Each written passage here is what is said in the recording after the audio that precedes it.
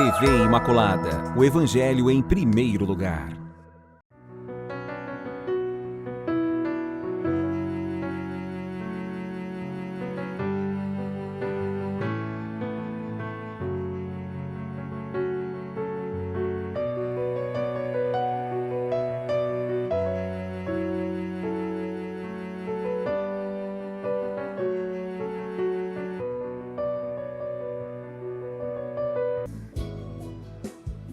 Olá, com muita alegria, estamos de volta ao programa Respostas aqui pela TV Imaculada, essa TV que evangeliza, essa TV que informa, essa TV que traz esperança. Aqui na apresentação, Padre Adriano, o programa da TV Imaculada, programa Respostas, que acontece aqui pela TV, e nós temos na dinâmica do nosso programa 3 momentos, 3 blocos, que na verdade correspondem a duas atividades distintas. Na primeira, que é esse primeiro bloco, se você não conhece o programa, seja muito bem-vindo, bem-vinda. Nesse primeiro bloco nós temos uma reflexão de um tema da atualidade, iluminados, conduzidos, orientados pelo pensamento da Igreja, como se manifestou, como a Igreja expressou seu parecer sobre determinado tema no Concílio Vaticano II. E depois também nós temos no segundo momento que determinados pelas respostas, de fato, as perguntas, a participação de vocês, pelas perguntas que vocês nos enviam. Isso nós trabalhamos então no segundo e no terceiro bloco do programa Respostas. Muito bem, nós já vamos começando por aqui então o nosso primeiro bloco de reflexão. E a gente precisa muito na nossa vida refletir. Estávamos trabalhando nos últimos programas sobre toda a orientação da Igreja que, diante do crescimento do potencial destrutivo da guerra, né, digamos, das guerras atuais, implementadas pelas tecnologias bélicas, a Igreja se mostrou muito preocupada com o avanço, com a capacidade destrutiva, inclusive, desses meios, né, dos armamentos, a corrida armamentista. Agora nós vamos passar para um outro tema que, de certa forma, está ligado também ao anterior, que é a segunda sessão do tema da construção da comunidade internacional. E nós queremos, então, nesse momento, começar com a leitura do texto do número 83 do documento Gaudium et Spes, do número 83 deste documento do Concílio Vaticano II. Então vamos agora para a leitura então do texto da Gaudium et Spes. Construção da comunidade internacional. Causas e remédios das discórdias. Para edificar a paz, é preciso, antes de mais, eliminar as causas das discórdias entre os homens, que são as que alimentam as guerras, sobretudo as injustiças. Muitas delas provêm das excessivas desigualdades econômicas e do atraso em lhes dar remédios necessários. Outras, porém, nascem do espírito de dominação e do desprezo das pessoas. E se buscamos causas mais profundas da inveja, desconfiança e soberba humanas, bem como de outras paixões egoístas. Como um homem não pode suportar tantas desordens, delas provém que, mesmo sem haver guerra, o mundo está continuamente envenenado com as contendas e violências entre os homens. E como se verificam os mesmos males nas relações entre as nações, é absolutamente necessário, para os vencer ou prevenir, e para reprimir as violências desenfreadas, que os organismos internacionais cooperem e se coordenem melhor e que se fomentem incansavelmente as organizações que promovem a paz. Gaudium et Spes.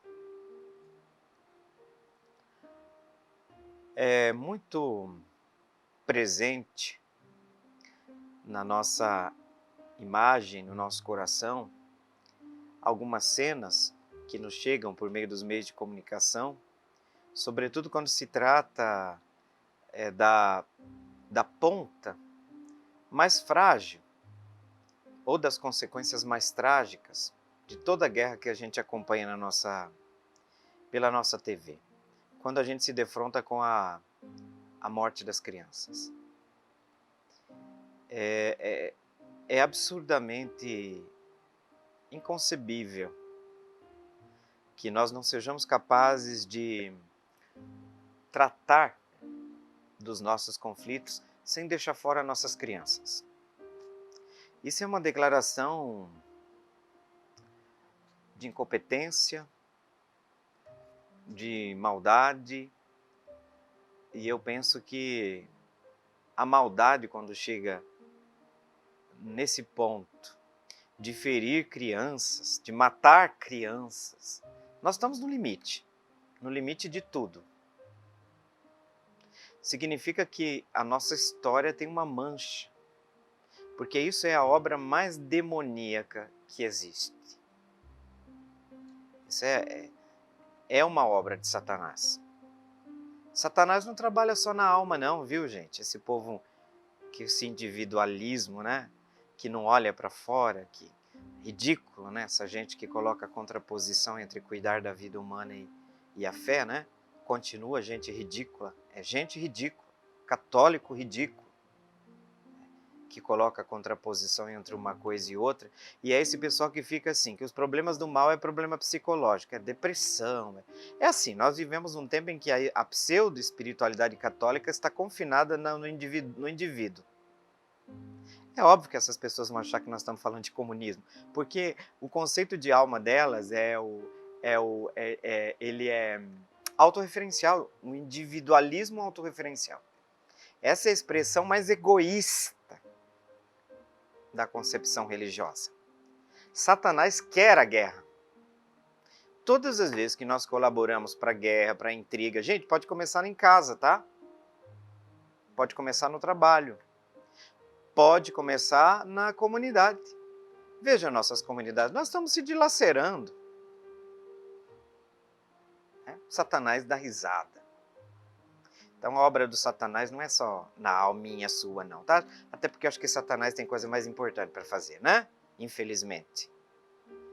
Então, quando nós estamos falando de guerra, nós estamos falando de um fracasso. Fracasso. Se você olhar, né?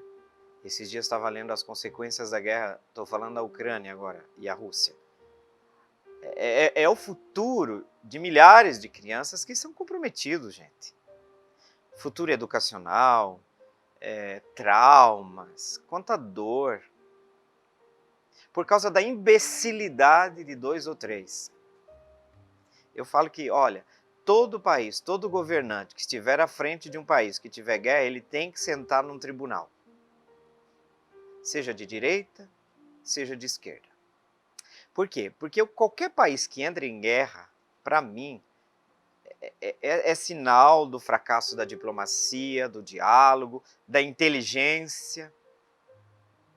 Então nós temos aqui que existem muitas causas, e a igreja começa falando nos seus documentos, que nós precisamos saber que a paz, para edificar a paz, primeiro a gente tem que ir nas causas das discórdias.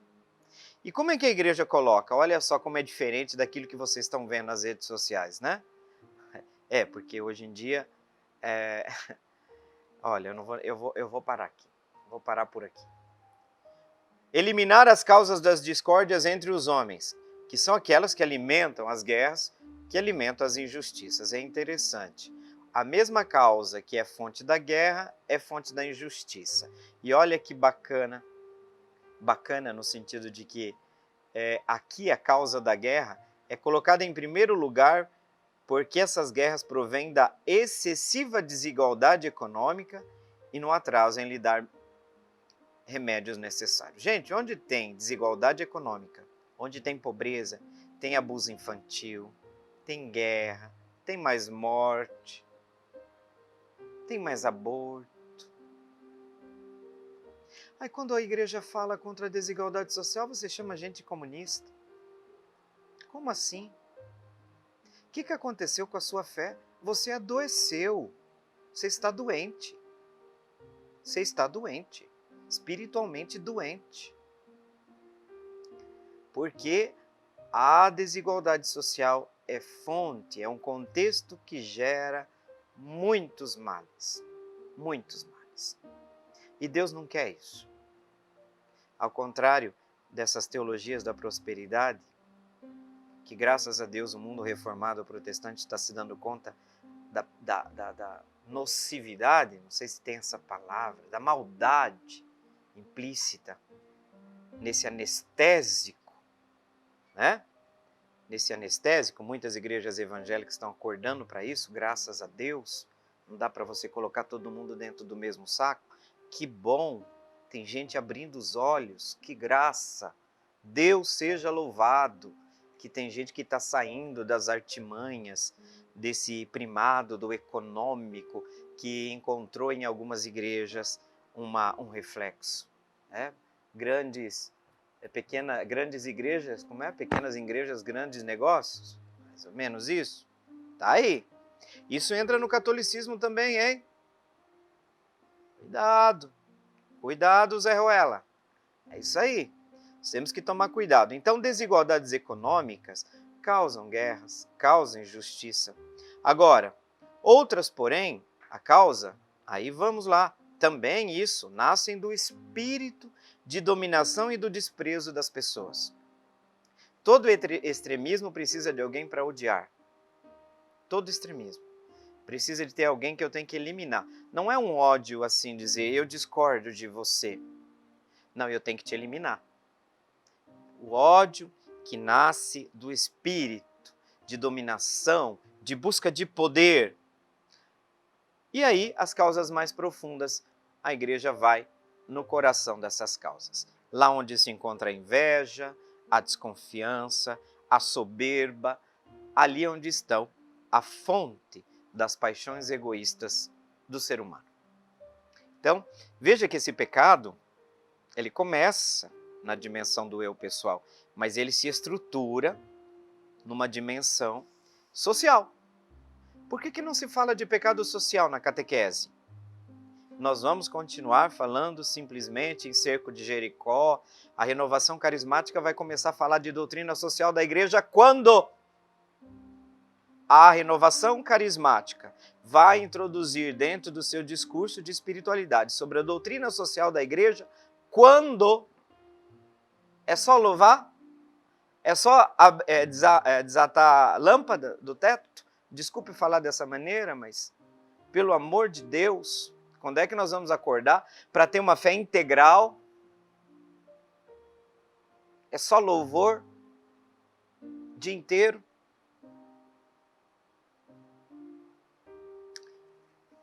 Olha, a paciência da gente vai indo para o brejo, né?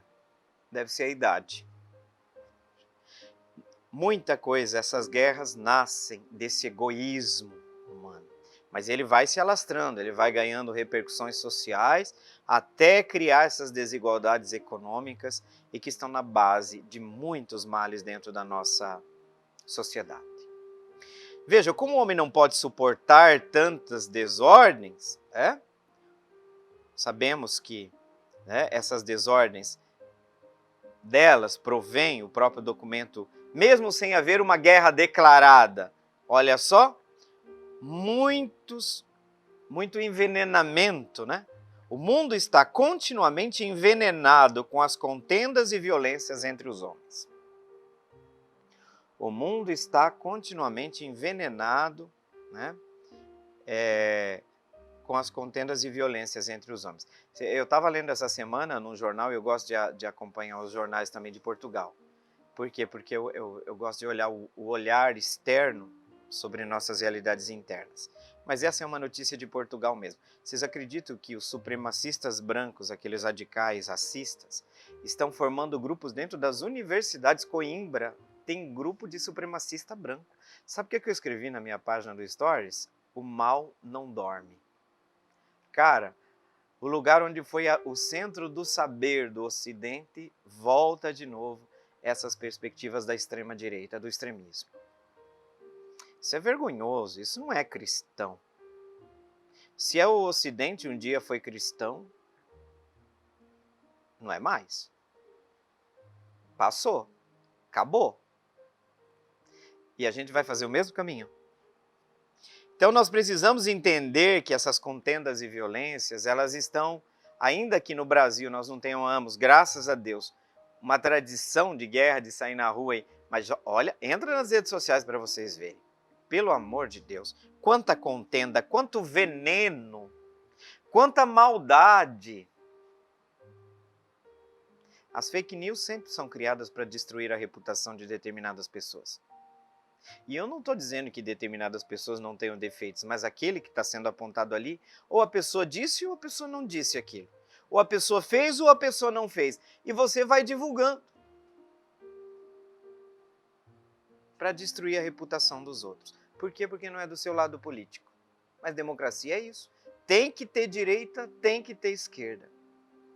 Nós temos que acabar com o extremismo urgentemente. Não existe democracia sem linhas políticas. Não é só uma não, não é só a sua não, ô Reizinho. Tá? Não tem que ter só esquerda, não tem que ter só direita, não tem que ter só centro. Não existe democracia. Você está falando de ditadura.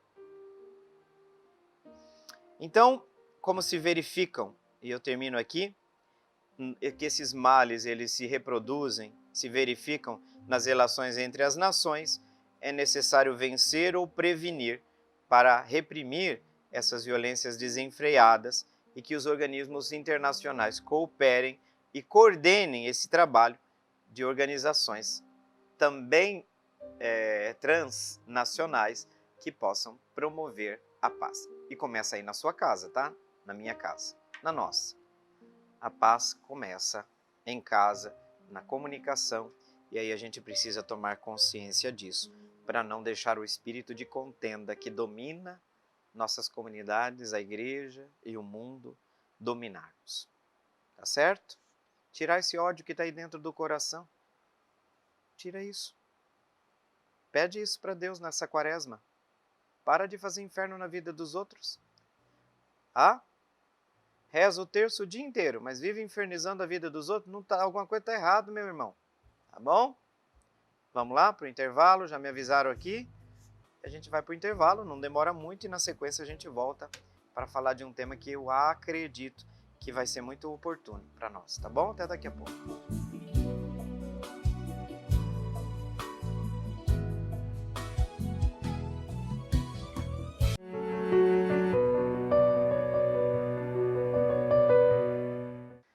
Muito bem, estamos aqui de volta. O pessoal da direção aqui falou que eu estava meio nervoso no primeiro bloco, né? Às vezes a gente fica assim, né?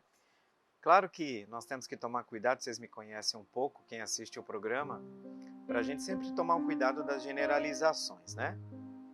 Eu falo, quando eu falei da renovação, eu falo que a renovação ela tem que se repensar como um momento de igreja, como um todo, mas eu sei, sou testemunha, que a maioria, a grande maioria dos membros da renovação estão caminhando com a igreja, estão preocupados com formação, né? E caminham em comunhão. Eu, por exemplo, em paróquia que eu passei, nunca tive problema com a renovação. Agora, a renovação, como linha de espiritualidade, precisa se rever. Precisa. Porque, gente, hoje em dia, um retiro de um pregador é mais importante do que a homilia de um bispo. Não é? Não é. Eu falo toda vez, prestem atenção no que diz o bispo. O bispo é sucessor dos apóstolos na diocese. Presta atenção na homilia do bispo. Vem um pregador de lá porque mexe com o emocional. Não. O supremo pastor de uma diocese é o bispo. Tanto que teve alguns bispos que, em determinados pregadores de retiros e companhia, falou, não, aqui não vem mais. E sim, quem manda na diocese é o bispo. Graças a Deus. A diocese não é casa da mãe Joana. Eu sei que a grande maioria sabe, né, disso, respeita isso. Mas também quero dizer uma coisa. Eu não me lembro de ter visto uma pregação onde um elemento da doutrina social da igreja entra. Ah, você vai dizer assim, padre, mas tem. Não vou dizer que não tem, eu vou repetir. Pelo que eu escuto em rede social, volta e meia eu dou uma olhada lá para fazer crítica teológica de pregador, porque eu sou teólogo, então meu trabalho de teologia é isso, tá? O que eu falo? Não parece. Parece que você rezar e lembrar a pessoa que Lázaro está ali na porta e que você pode ir para o inferno se você esquecer Lázaro que jaz na porta, sem nada para comer, vai para o inferno. Não é espiritualidade isso? Você vai para o inferno se você não olhar do lado. Faltou caridade, faltou o cerne do cristianismo. O cerne do cristianismo não é o louvor, o amor. E faz sentido o nosso louvor se é a expressão do nosso amor. Eu falo, aquela palavra de Deus vale para o povo de Deus. Esse povo me louva com os lábios, mas seu coração está muito longe de mim. Vocês acham que isso é do passado? E sabe para quem é dirigida essa palavra? Para o povo de Deus, o povo da aliança, olha só, o povo de Israel. Hoje eu tenho certeza que essa palavra é apropriada para a igreja. Esse povo me louva com os lábios, levanta a mão o tempo inteiro, mas o coração, né? Pode ser um julgamento da minha parte, porque eu falei cuidado com generalizações. Mas pelo amor de Deus, a gente precisa sentar e conversar. Não dá mais. A igreja tem uma... Porque nas redes sociais só tem pirado. Só tem... Tá, retiro a palavra só tem. Mas uma maioria, e você vai ler, os likes, é 20, é 30, é 40 mil. E quando você entra para ler os comentários, eu digo, comentário de católico na rede social hoje me dá ânsia de vômito. Sabe o que tem que ser? Tem que ser uma hora do dia que eu estou assim, relax, que eu não tenho um trabalho, por exemplo, antes de aula, não pode ser, porque eu fico estressado. Não pode ser antes de dormir. Gente, que esse povo fala do Papa. Fica com o seu partido, sai da igreja. Fica com o seu grupo de WhatsApp lá da política, mas sai da igreja. Não tem como viver plenamente a comunhão com a igreja sem o Papa. Eu vou dizer o que para vocês? Sabe o que eu vou dizer? Vou fazer igual vocês que gostam de espiritualizar tudo. Vai se confessar nessa quaresma. Volta para a igreja. Jesus Cristo colocou o sucessor de Pedro. Não foi para você nem para o Zé Ruela de um padre igual eu, que Jesus disse, pega essas chaves, o que você abrir vai ser aberto, o que você fechar vai fechar. Não padre Zé Ruela igual eu. Pode juntar 17 mil padres, Brasil dá 17, 18. Não dá um papa, meu irmão. Você está fora da comunhão. Ou vou corrigir, você está com uma ferida profunda na comunhão com a igreja se você tem ódio do Papa. Eu vi esses dias. Eu tenho ódio do Papa. Vem confessar. Você precisa fazer um caminho para voltar à comunhão com a igreja. O queixo da pessoa caiu no pé. Como que você vai receber a comunhão? Você viu que na oração eucarística não é rede social. Chega lá, tem o nome do Papa Francisco, meu nego. Porque a Eucaristia só vai ter o seu significado mais profundo de sacramento da comunhão também na dimensão pastoral de comunicação, de comunhão com os pastores da igreja. De modo muito particular, o Papa. Por isso é citada. Essa é a coisa mais antiga que tem na igreja. Na oração eucarística tem que citar o nome do Papa, tem que citar o nome do bispo. Por que a igreja faz isso? Irmão, irmã, não é por acaso que cita o nome do Papa ali. Não é o Papa que tem que mudar, é você. Desculpa. É você que tem que mudar. Ou apaga o grupo do WhatsApp. Porque eu sei que ali chegam coisas horríveis, né? Coisas horríveis do Papa. Eu sei porque me mostram. Eu vejo lá. E gente da igreja, catequista, puxa grupo de oração. Você tem hora que você vai ter que escolher, ou o teu mito ou o Papa. Vai ter que escolher. Não confunda as coisas. Segue a tua política, o teu partido, os teus candidatos, a tua pessoa que você ama. Sim, mas não confunda isso.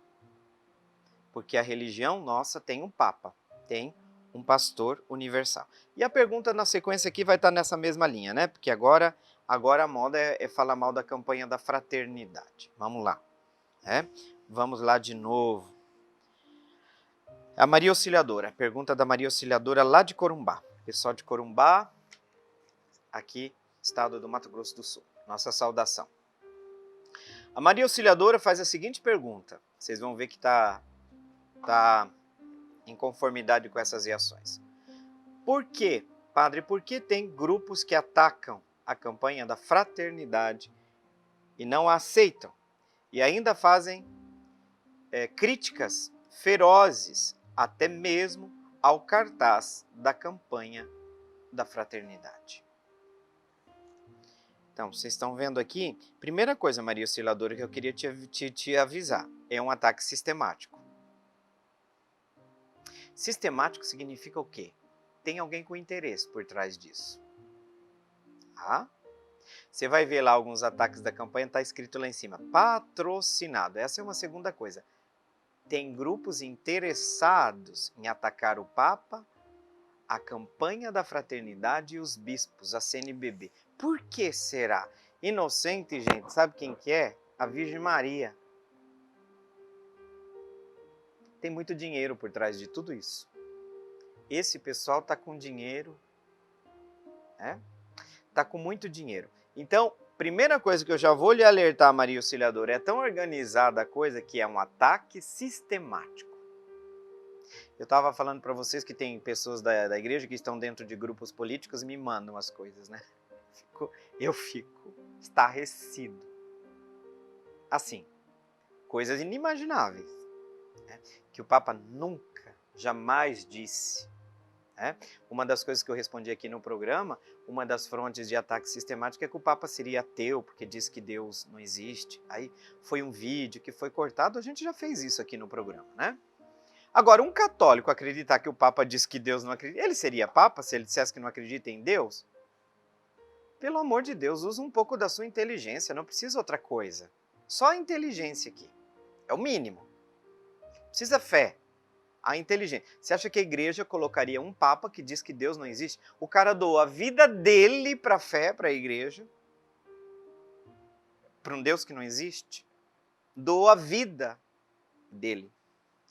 Então esses ataques sistemáticos, em primeiro lugar, são sistemáticos. Segundo, tem muito dinheiro por trás.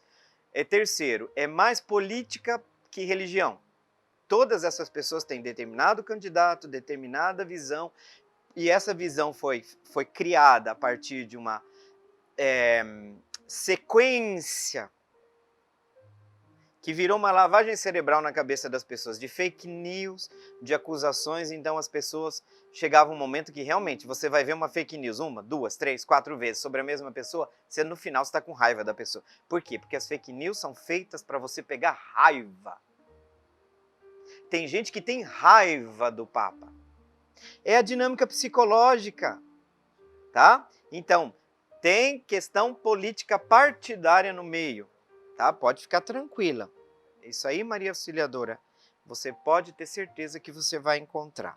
E agora, a campanha da fraternidade já está fazendo 60 anos. Todo ano, desde João Paulo II, desde Paulo VI, é mandada uma mensagem do Papa para a abertura oficial da campanha da fraternidade. Isso significa que o magistério da igreja acolhe a campanha da fraternidade e não vê problemas, porque se existissem, o Papa jamais mandaria uma mensagem, porque uma mensagem é um apoio. Então não tem que ser você, Zé Ruela, que vai dizer que a campanha da fraternidade não pode ser na quaresma. Quem tinha que dizer isso é o bispo, é o Papa. Se eles não disseram, se põe no seu lugar. se põe no seu lugar. Ah, mas é o padre que está dizendo, é desobediente. Tá dividindo a comunidade, tá espalhando mentira.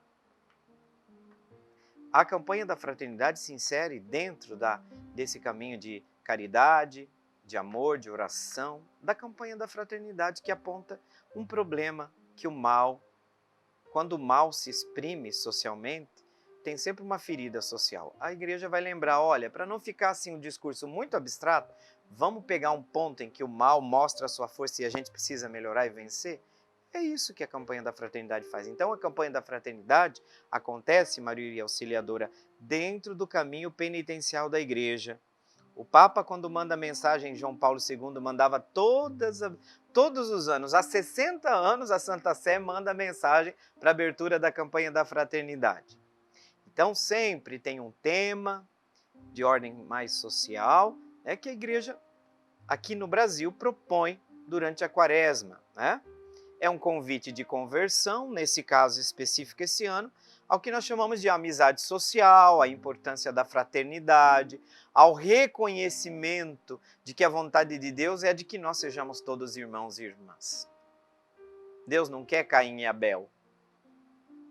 Deus quer que todos nós estejamos unidos. E aqui, Maria Auxiliadora, vamos falar, você falou do cartaz. Vamos dar uma olhada?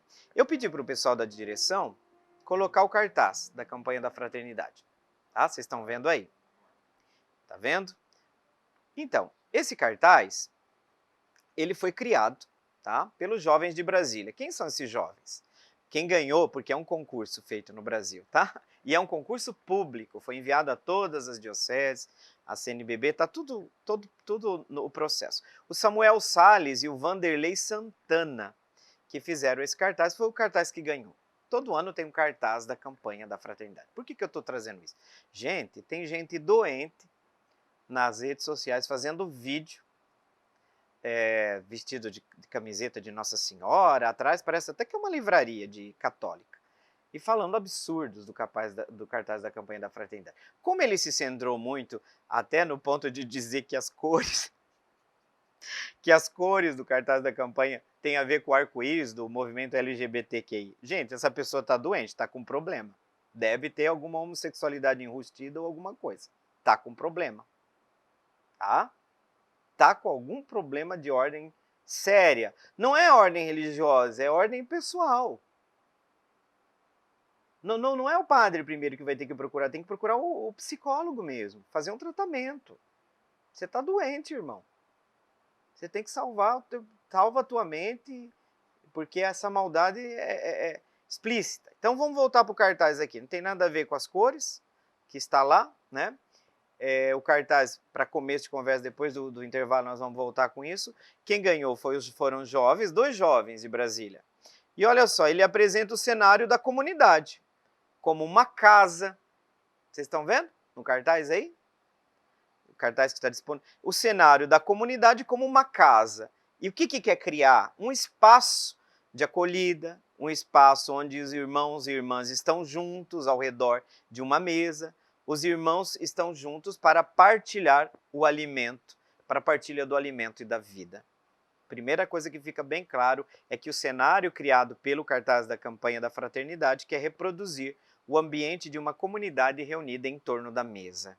Espaço onde se acolhe a fraternidade, onde se acolhe a diversidade. Por quê? Porque a mesa ao redor da qual todos se encontram. E esses personagens colocados no cartaz, eles são indígenas, são negros, brancos, homens, mulheres, gestantes, tem crianças, tem jovens, tem cadeirantes, olha o discurso da inclusão, né? Tem adultos, mas também tem idosos. O que isso está querendo dizer no cartaz? Está querendo dizer que todos nós, quando nos formamos uma comunidade de irmãos unidos, esta fraternidade se torna um sinal de amizade de Deus com a comunidade.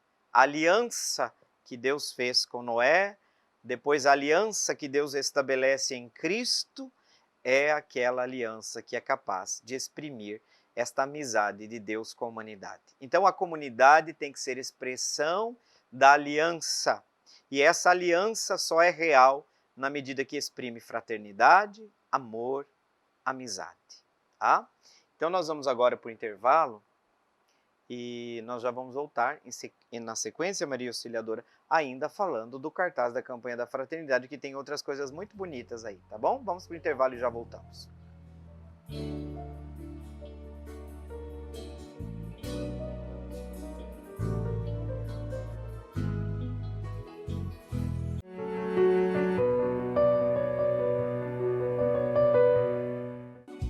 Muito bem, já estamos de volta respondendo pela segunda vez, eu digo, a pergunta da Maria Auxiliadora, porque de fato no programa passado nós tínhamos começado a primeira parte da pergunta dela sobre a mensagem da campanha da fraternidade. Aí ela já perguntava na outra pergunta por que há resistência, porque há ataques. Aí eu já dizia no primeiro bloco que esses ataques são sistemáticos, são grupos específicos que exprimem uma visão partidária, que confunde muitos aspectos políticos partidários de uma visão com a religião, que essas pessoas têm muito dinheiro, investem sistematicamente em atacar, e é o mesmo grupinho de sempre que ataca o Papa, que ataca os bispos, a CNBB. Então, qualquer coisa que fale a igreja, a defesa dos indígenas, da desigualdade social, é assim mesmo. Vai ouvir esse tipo de acusação absolutamente infundada, porque são pessoas que não são capazes de ver a fé na sua dimensão integral. E é uma oportunidade maravilhosa a campanha da fraternidade esse ano, Maria Auxiliadora, com esse tema que mexe numa ferida do nosso contexto social, que é esse clima de veneno, de envenenamento das relações pelas quais passa, inclusive, a comunidade cristã católica, depois das últimas eleições. E aqui não se trata de defender A ou B, mas de dizer que esse clima bélico ele é absolutamente nocivo, contraditório, é um contratestemunho para a nossa vida de fé. E, de fato, fraternidade e amizade social fala disso, nós temos que conviver, nós todos somos criados à imagem e semelhança de Deus, que esse espírito bélico que começa no nosso coração, ele vai dividindo-nos na família, vai dividindo-nos dentro da nossa comunidade, a fofoca, porque a fake news é a fofoca digitalizada, né? A fake news é isso, você nem sabe se é verdade, mas você vai...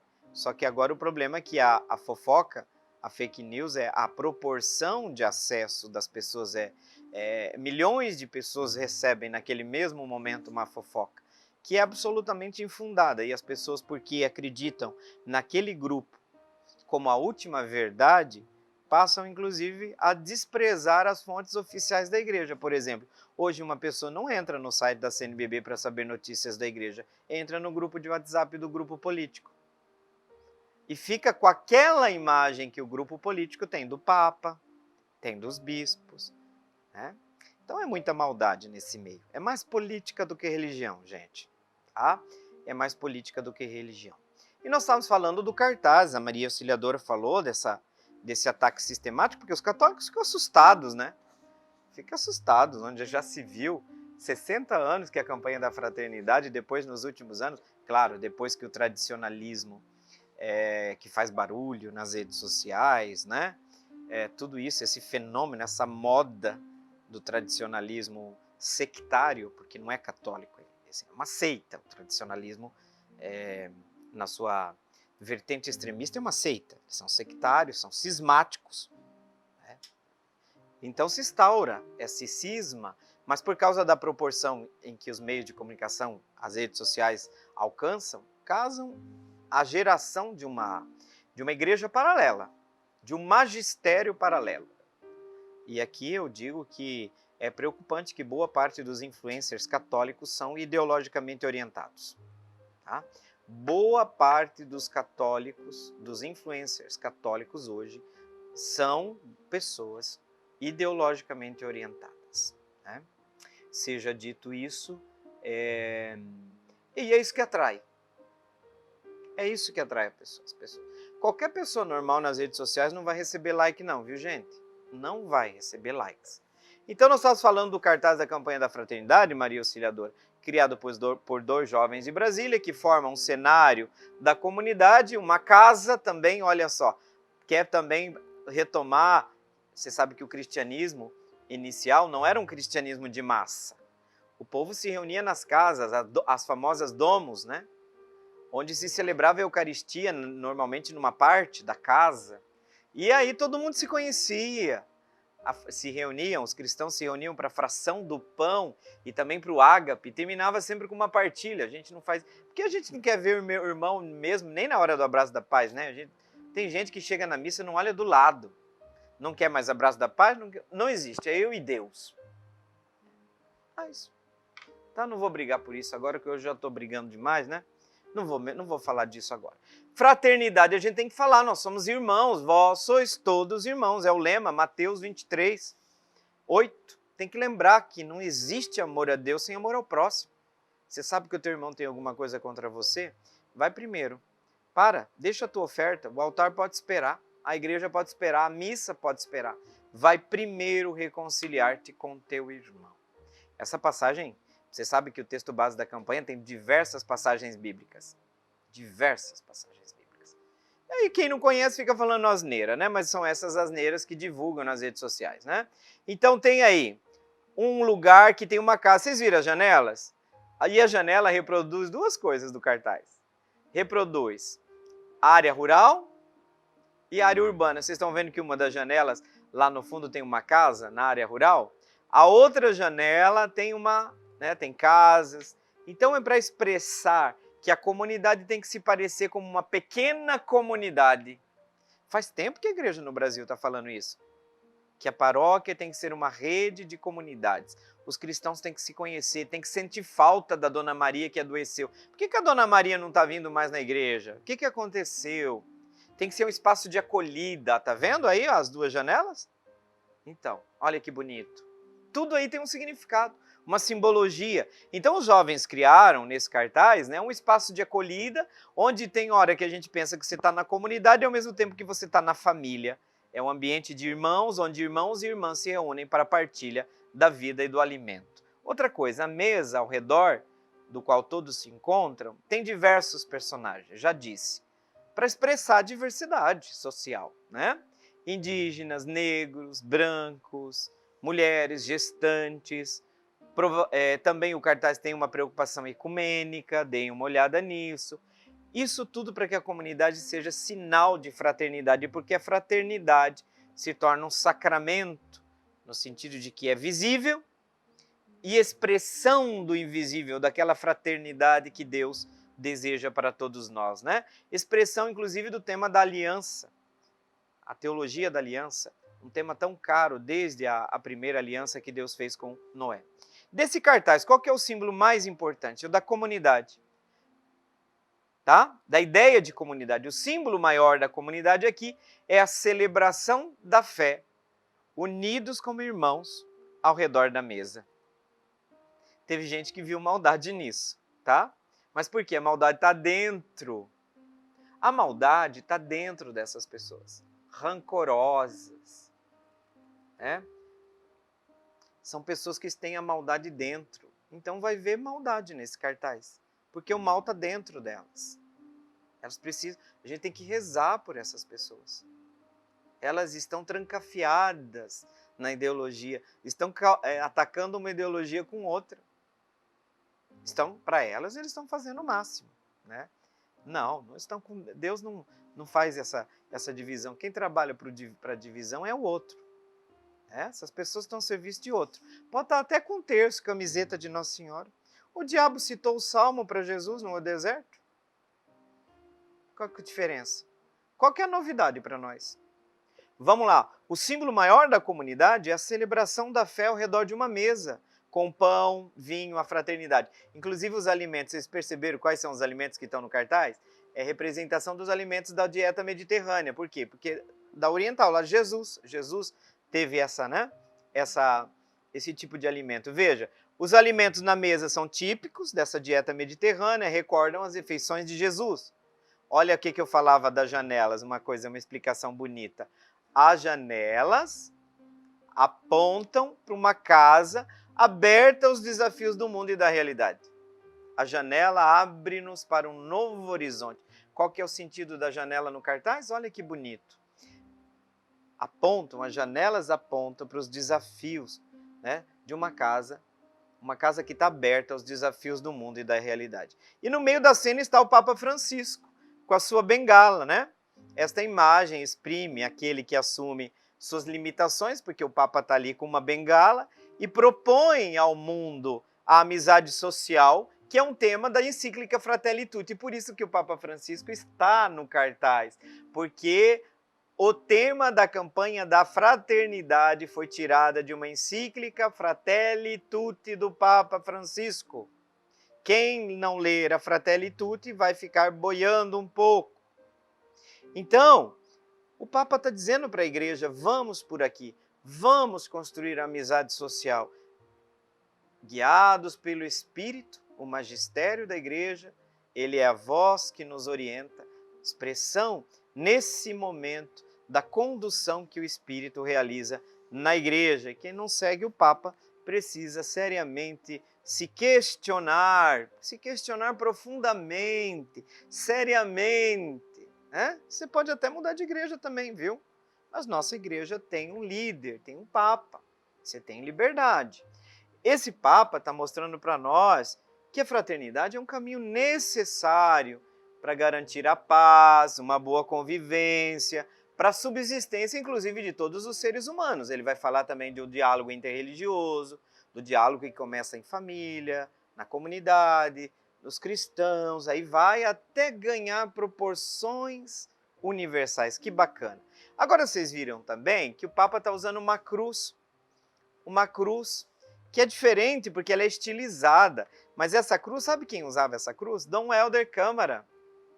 Dom Helder Câmara, que participou inclusive da fundação da CNBB em 1952, né?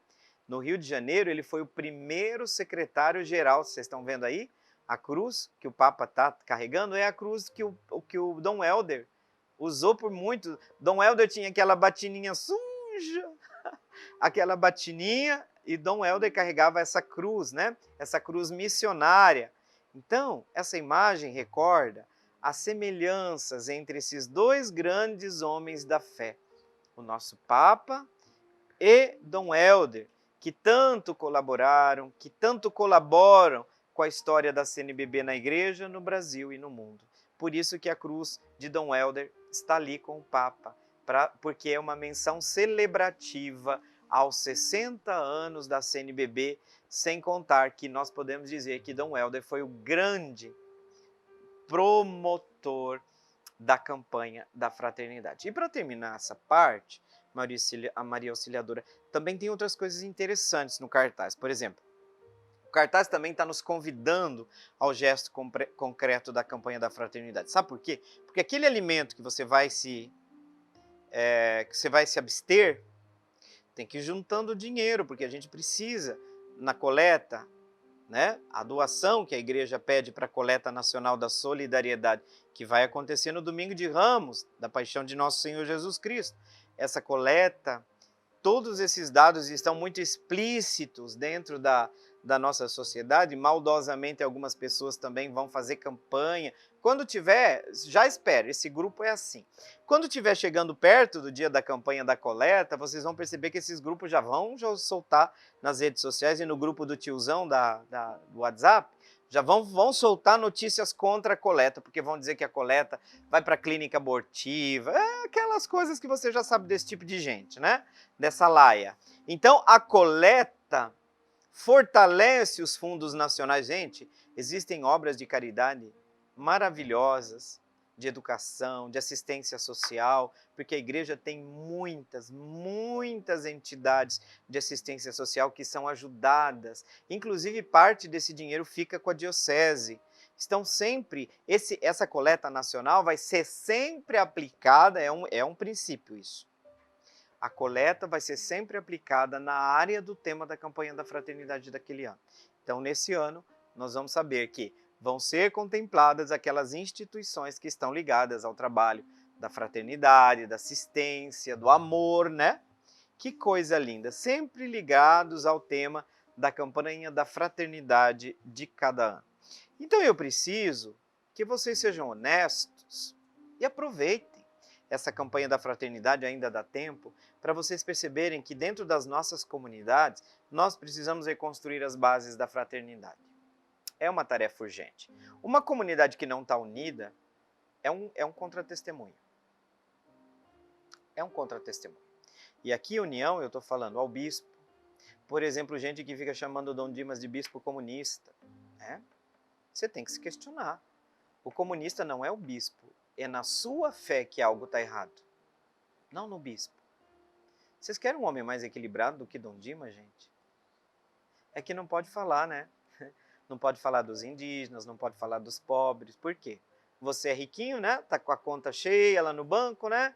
Não precisa passar fome nem nada. Ah, vida boa, né?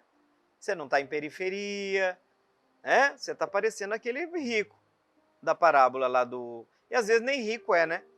Acha que é rico, né? Tem uma classe aí que acha que é milionário, né? Só que lembra onde terminou o rico da parábola. Toma cuidado. Você que está chamando Dom Dimas de comunista, cuidado.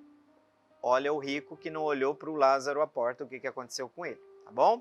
Chegamos ao final, já me avisaram aqui. E agora vamos pedir a bênção de Deus e lembrando sempre, gente, não esquece, falando em solidariedade, de ajudar essa obra aqui, tá? Essa obra aqui está precisando de ajuda. Milite, você cansou um pouquinho? Conseguiu melhorar um pouco aí e esqueceu de ajudar a obra? Vamos ajudar? A Milícia da Imaculada, ela está precisando da sua ajuda, tá bom? Vamos lá pedir a bênção de Deus, que ela venha sobre nós, nos ajude também a viver de maneira mais fraterna, né? Olhando mais o que diz a igreja, o que orienta a Sagrada Escritura e a tradição por meio do Papa e dos nossos bispos. Então, que pela intercessão de Maria Imaculada, desça sobre vós a bênção de Deus Todo-Poderoso, Pai, Filho e Espírito Santo. Amém. Deixo aqui meu abraço. O desejo, já vou exprimir o desejo de um reencontro nosso no próximo programa. Fique com Deus. Salve Maria Imaculada. Meu coração é para ti, Senhor. Meu coração é para ti, Senhor.